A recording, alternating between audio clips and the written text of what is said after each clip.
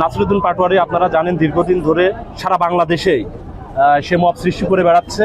তো তারই ধারাবাহিকতায় গত কিছুদিন আগে দেশনায়ক তারেক রহমান নিয়ে কটূক্তি করেছে এবং বিভ্রান্তিকর এবং অসম্মানজনক কথাবার্তা বলেছে।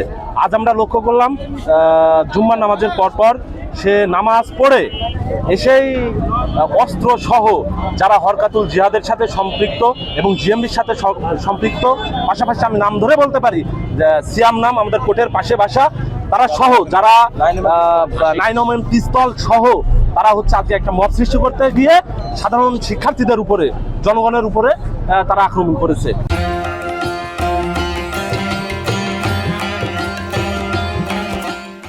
তারই ধারাবাহিকতায় আমরা রাজপথে অতীতে যেমন অন্যায়ের বিরুদ্ধে ছিলাম, আগামী দিনে অন্যায়ের বিরুদ্ধে থাকবো, এখনো অন্যায়ের বিরুদ্ধে আছি আমরা।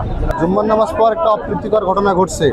সেখানে গুপ্তরা, বিশেষ করে বাংলাদেশের অপশক্তি যারা গুপ্তভাবে রাজনীতি করে, এরা ছাত্র দলের ট্যাগ দিয়েছে যে ওদের হামলা করেছে ছাত্রদল, এই বলে ওরা থানায় গিয়ে মামলা করার জন্য গেছে।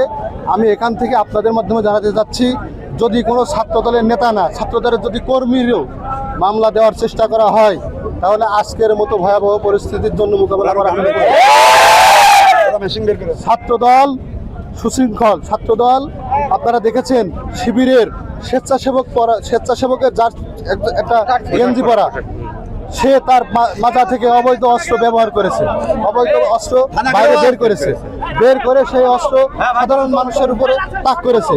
আমি এর প্রতিবাদ জানাচ্ছি জেলা ছাত্র দলের পক্ষ থেকে, এবং অবিলম্বে এই ধরনের মামলা যদি আমাদের বিরুদ্ধে মিথ্যা অ্যালিগেশন দিয়ে মামলা দায়ের করা হয়, তাহলে ছাত্র দল রাজপথে প্রতিহত করবে।